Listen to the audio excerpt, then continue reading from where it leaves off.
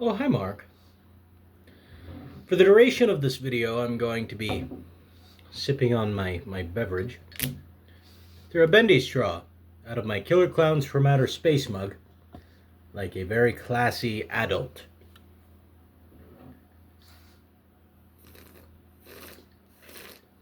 There's a fucking hole in this bendy straw. What the fuck? Hold on. That's a hole. Alright. No bendy straw, but I'm keeping the Killer Clowns from Outer Space mug. Damn it. And it is 11:30 a.m. and I might have already started drinking. It's okay. It's my day off and I have nothing to do. So I'm going to spend it talking to you guys, but not actually talking directly to you because it's not live. I'm going to shut the fuck up. Creepshow is a 1982 anthology horror film directed by George A. Romero and written by Stephen King. Holy shit. What a duo. I'm pretty sure Stephen King wrote the screenplay, right? Like the whole screenplay. Um, don't hold me to that, but I'm pretty sure. But that is a crazy duo. And this movie it's definitely one of the more special horror anthologies, or anthologies in general. Because like, what other genre does anthology movies? I think every other genre, it just wouldn't work, in my opinion. Uh, Anthologies just they wouldn't work as well. But then I'm also a horror fanboy, so maybe that's the reason that I'm just like, no, fuck other genres doing anthologies. Anthology is a horror thing. But Creepshow is definitely one of the better ones. Obviously, Creepshow 2 is also great. I'm not sure which I like more. I like a lot of me wants to say Creepshow 1 has more going for it, but Creepshow 2 just it has two ones that I really like, which is the drugstore Indian and the raft. I don't know what the other one's called. I don't think it's just called drugstore Indian, but I like those two a lot. But Creepshow One just has consistently great premises and executions. I love the comic book uh, outlay of everything. How, in some scenes or in some frames of scenes, they'll have almost borders like you would find on a comic book. They light it almost to make it look like a comic book. I think that was kind of the purpose behind the lighting, to make it look kind of fantastical. I love that. Just all the reds and the blues, they pop very well. It's also just kind of, very reminiscent of like Dario Argento or Mario Bava. They were both pretty well known for putting those kinds of colors in their movies, like Blood and Black Lace and Suspiria, from each respective director. I mean, um, that's really cool. So I mean, the lighting is awesome. It can change on like a dime. If they really did it just stylistically, there's no rhyme or reason why there's blue or red in a scene other than to look cool and probably convey tone at times when it turns red. It's very corny and very cheesy, but almost in a childlike way too. But it's not aimed at children. It's an R-rated film aimed at adults, um, and I love it for it. Like it's an R-rated comic book, and that's so cool. The beginning of the movie, we have the wraparound with the comic book and Tom Atkins being a alcoholic asshole dad. That's why God's made fathers, babe. That's why God made fathers. Just being an asshole, throwing out his kid's comic book, telling him, "I don't want you reading this trash." Um, which I always love seeing Tom Atkins. It's weird to see him without a mustache. I will say. I think I've only seen Tom Atkins in a few other movies. Two, three off the top of my head. I think he had a mustache in all three of those. I'm not sure about the fog, but I know that in Night of the Creeps and in Halloween 3, he had a mustache. It was a magical fucking mustache. and it's shameful that he doesn't have one here. He looks so weird without a mustache. um, but he's a welcome sight to see, and actually, it's a cool to see a lot of the faces in this movie. You got Adrienne Barbeau from obviously The Fog and just a shit ton of other movies. Then you have Ted Danson from Cheers. At least that's what I know him from because I'm very basic. But I did like Cheers, and it was cool seeing him here. He was actually pretty good in the movie too. He was not a phoned in performance. And then you have Leslie Nielsen from Everything. That Leslie Nielsen's been in the Naked Gun and the Scary Movie movies and just like a ton of other comedic movies. Wild to see Leslie Nielsen giving a serious performance, and he does well too. He does well as a sinister like bad guy. I think more or less I'm going to break it down into all five of the segments. Uh, just kind of briefly mention what I like about each one, and I'm going to try and make it brief. The first segment is oh, that's right, Father's Day. Obviously, Father's Day's that one's cool. I can't stand that old guy. Obviously, you're not supposed to be able to. Holy shit!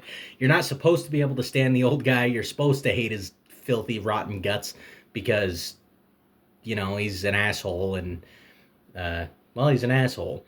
Banging his cane. I want my cake. Where's my Father's Day cake? Uh,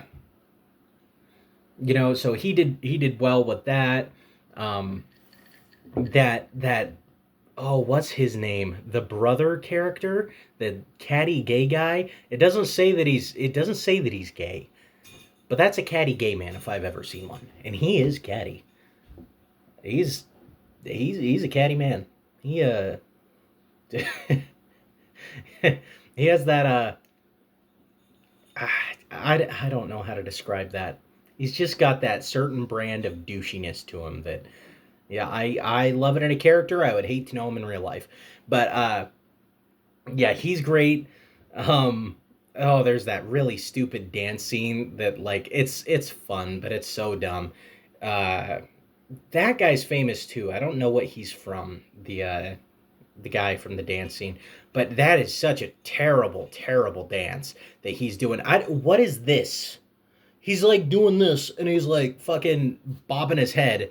He looks like he's in a trance of some kind, or like someone just hit him in the head with a baseball bat, and he's having some kind of seizure. It looks terrible. It looks very stupid, but it's fun to watch. It's fun. It's fun to watch people make fools of themselves, which is probably why you watch this channel, to be honest. Um,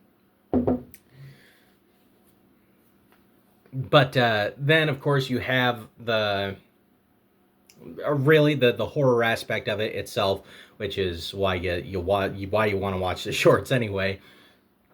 You don't really care all that much about the characters. You only spend about 20 to 25 minutes with these characters, so it's not like they're not going to make or break these shorts most of the time unless you have like really insufferable characters. Um, so oh, but real quickly though, I do want to mention that old lady, that rich old lady, was on that gravestone drinking Jim Beam. No, she wasn't. Okay, if you're ever an old alcoholic widow, drinking whiskey on the grave of your dead lover, do yourself a favor and drink something a little higher class than Jim Beam. Holy hell, Jim Beam? I don't drink Jim Beam, and I'm not rich. Okay, Jim Beam, $15 a bottle. Even if you're working in a $15 price range, buy Evan Williams. Evan Williams tastes like Jack Daniels. It's just got a little harsher of a bite. Jim Beam tastes like peppery ass. That's what Jim Beam tastes like. I do not. I don't mess with that. I used to. I used to like Jim Beam, so I guess I kind of get it. But I can't do it anymore. It gives me like heartburn. For whatever reason, also, Jim Beam flushes my face and like my whole body. Like I get flushed all around the neck area worse than any other booze. Jim Beam does it to me, and I don't know why, but I can't drink that stuff anymore. Um, on top of the fact, it's just not good. It just isn't good. So all I'm saying is treat yourself, lady, okay? You appear to be like a millionaire. I think you can afford a nice bottle of scotch, okay? Would it kill you to drink the Glenlivet on your dead lover's grave? That's all I'm saying. That's all I'm saying. Um, so anyway, aside from that, the horror aspect of the short obviously is what we're there to see. Uh, Her dead father rises from the grave for his Father's Day cake because it's Father's Day. It doesn't make any sense. Like I said, it's like a comic book for adults, so it doesn't really have to make sense. But it could have. They could have explained why that might have happened. They don't. Which is fine. I don't really need it explained. It's whatever. Just, zombie dad coming back from the grave. A grave. I love the way he looks. His clothes are all tattered and he's caked in dirt. And he has this really grainy, gargly voice. Father's Day. I want my cake, Bedelia. I can't do his voice at all. Both my dogs are looking at me. They're like, what the fuck was that? Actually, both my parents' dogs. My dog can't hear shit. Yeah, right, buddy. Yeah. He's sitting down by my feet because him's a good boy. Unlike you two rapscallions, gosh darn heathen, scruffy looking nerf herders. Uh, but anyway, he looks awesome. I love the way he looks. And then, of course, you have the classic ending of it. I got my cake. And it's like a severed head with a bunch of frosting and a candle sticking out of the frosting. That's great. That makes for such a fun horror short. It's such a fun little piece of an anthology movie, for sure.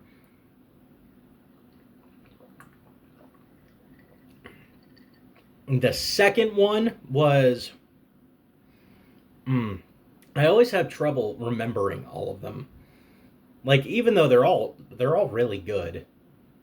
Oh my god, The Lonesome Death of Jordy Verrill. There we go. That was what it was. This is one of my favorite ones because it actually feels a little icky.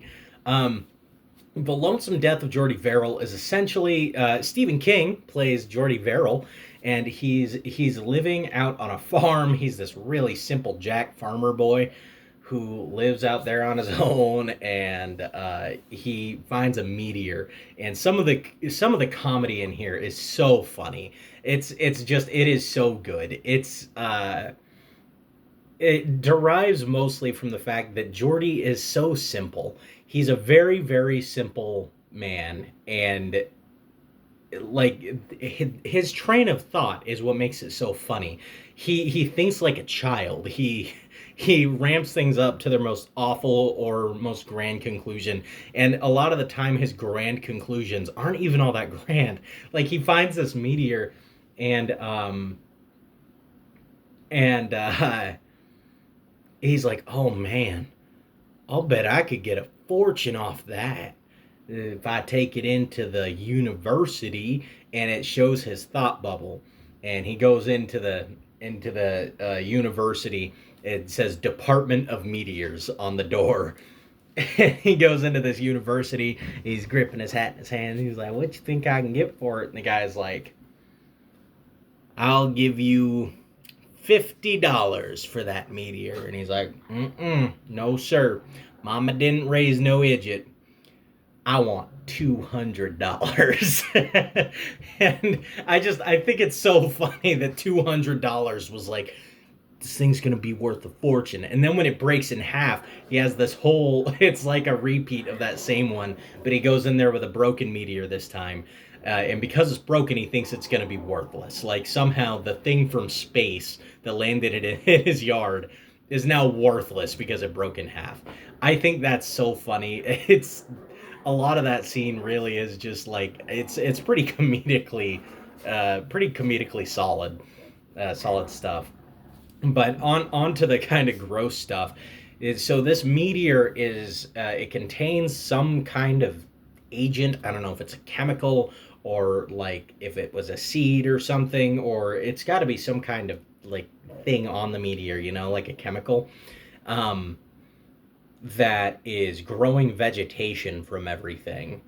that it touches. And Geordi touches the meteor, obviously. So then he starts sprouting it from his finger. And everything that he's touched, that his feet have touched, everything, it's growing all of this striking looking green vegetation that it's like spiky for some reason. I don't know. That it weirds me out though. All of the vegetation, it looks nasty. It looks nasty and it looks really cool all at the same time. And then it starts growing on him, and it's I don't know, man. I don't like the thought of that. Just like growing vegetation off of yourself, and it itches apparently because he's constantly complaining about how bad it itches.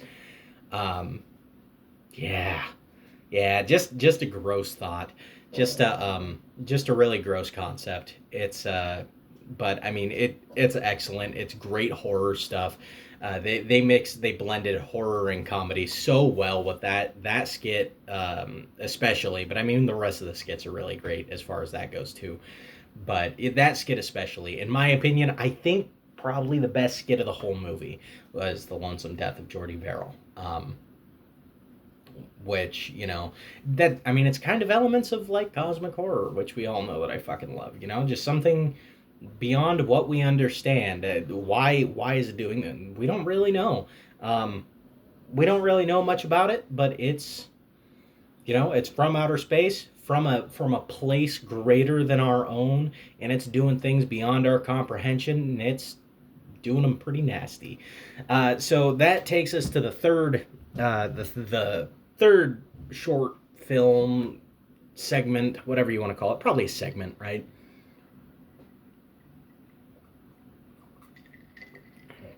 And the third segment is, I think it's called Something to Tide You Over. That's the one with Ted Danson and Leslie Nielsen, where um, this rich guy, his wife has been cheating on him with this younger guy, and the rich guy goes to retrieve the younger guy that she's been cheating on him with, and it basically becomes this whole hostage situation where he has her somewhere on the beach, and he brings him to the beach, and he's like, "You got to follow my instructions if you ever want to see her again." Has him bury himself up to the neck, and basically leaves them both there for the tide. Which is just a horrific premise. I mean, that is such a terrible way to go in and of itself. But on top of that, on Leslie Nielsen's character's part, that's a pretty brilliant way to murder somebody. Like, to be honest, if we're looking at it objectively, obviously that's horrible. Don't do that. But it's pretty brilliant, right? Because, like, nobody's gonna know. No one's gonna know that you had anything to do with it. But, so we have that happens, and then the whole after situation where those two come back from the grave and they come for Leslie Nielsen, and I think that's more or less what makes it special is that after part. The beginning where they both drown with the incoming of the tide, that's pretty messed up, and that's like cool conceptually for a movie. But that doesn't carry a whole segment. But what carries this segment is when they come back and their corpses look all waterlogged and gross. That is excellent. That really is excellent. And they have like seaweed draped off of them. Their eyes are swelled shut. It looks horrifying.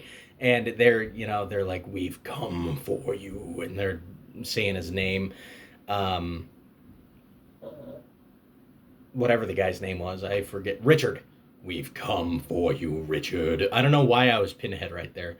"We'll tear your soul apart." Richard. "Oh no." "The box. You opened it. We came." Anyway, but they're saying, "We've come for you." Yeah, come on. If you hold your breath long enough, then it ends with a shot of him getting water splashed on his face. He's like, "I could hold my breath for a long time," and then the water splashes on his face. He's like, "Oh fuck, this is actually happening." uh, that one was great. I think that one's another one of my favorites. That might be number two for me. Um, Despite the fact that a lot of it can be pretty bland, if I don't know. I don't know. I really like the beach setting, and that's the one I like, but I don't think that's going to be the popular opinion, if that makes sense. And then I don't remember the name of the fourth. I don't the fourth or the fifth story actually. I don't remember the names of, but the fourth story is about basically it's a yeti that is that's locked in a box, and they that these guys discover it in the college. I'm pretty sure one of the older guys. Uh, I think that guy is from Reanimator.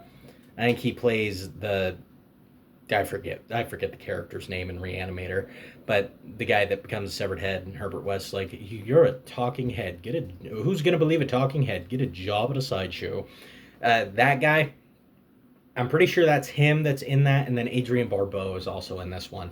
Adrienne Barbeau plays this horrible nag of a woman. Um, yeah, I watched this movie with my girlfriend the other night. And we were watching it, and she was acting like that. And she goes, "What would you do without me, Henry?" And I was like, "He'd probably be happy without her." And she looks at me. She goes, uh, "But anyway, uh, so yeah, basically, there's a yeti in a box, and it eats some people, and then it gets thrown into the river. I think that's one of the weakest ones, to be honest. It reminds me a lot of the not that Tales from the Dark Side, if anything, ripped this off a little bit, but it reminds me of that segment from Tales of the Dark Side with the Mummy, the Steve Buscemi, who cares?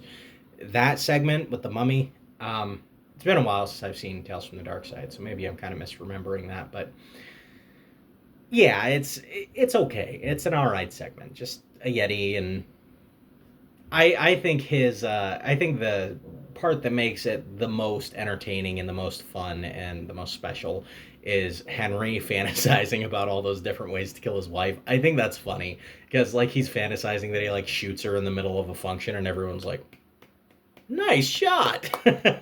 Like that's funny, but other than that, there's not much of note in that segment. Uh, Obviously, it's satisfying seeing Adrian Barbeau's character get eaten by the Yeti, or at least get like grabbed and pulled in by the Yeti. You don't really see it either, but yeah.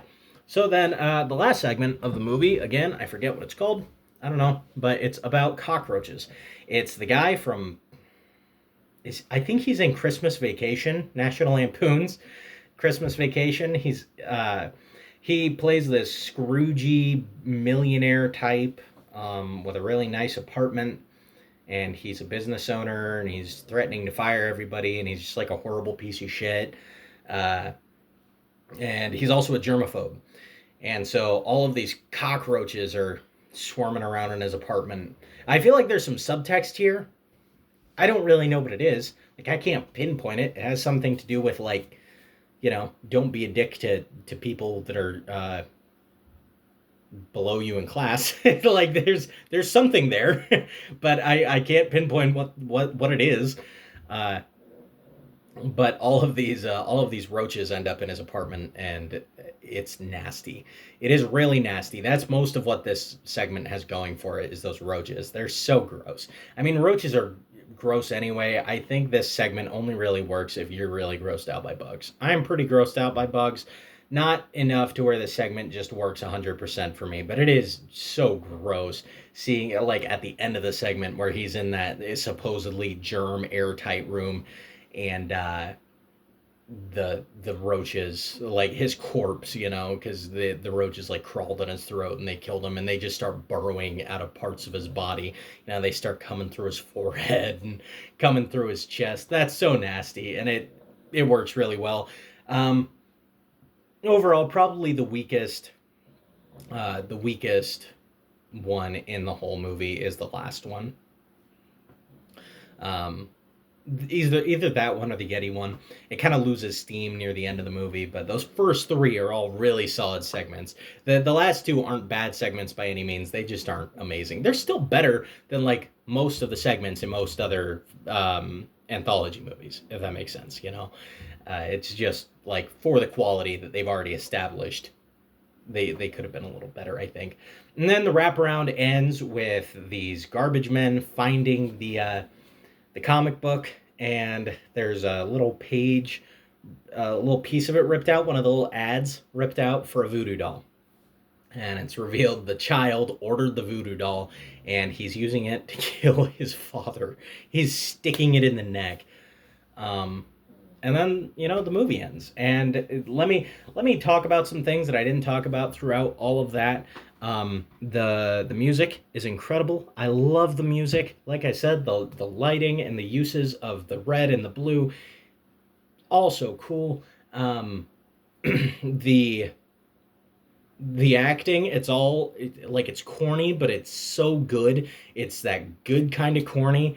They knew what they were doing. They were being intentionally campy, and it works so well, as it rarely does when they're being really intentional about it. But I think it verged to that line of like we're being intentional, but it seems like it's unintentional because it fits so well with not only comic books but a lot of the horror films of that time, that just kind of came off as campy unintentionally. But um, you know, the pacing in the movie, obviously, anthology movies are usually pretty well paced because it's just story to story to story to story, and so I think that works really well in this movie as well.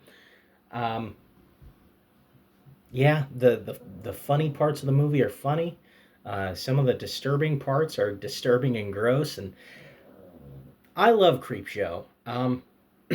And I'm really glad that I watched it because I haven't watched it in a little bit. So anyway, guys, I think it's gonna be like a 9 out of 10 for me. If those last two were just a little better, I think this. Do I want to do like an 8.5? It doesn't matter. That's like apples to oranges. That's not what I meant. That's uh, it's the same. Fucking essentially, their semantics. Baxter, what are you doing? Baxter, yeah. No, I don't want you in there. But anyway, yeah, it 9 out of 10. Who cares? Uh, Great movie though. Love it a lot. If you haven't seen Creepshow, what are you doing with your life? Please give it a shot. Uh, I'm sure you probably have. But anyway, uh, um, if you have a request or a recommendation, let me know. I'll ramble about it for 20 to 30 minutes. I have nothing better to do some days. And today's one of those days, as you can tell. I'm going on 30 minutes here, which is pretty nuts, honestly. But I don't know. I guess I'm in a talking mood. But yeah, guys, I'll catch you on the next one.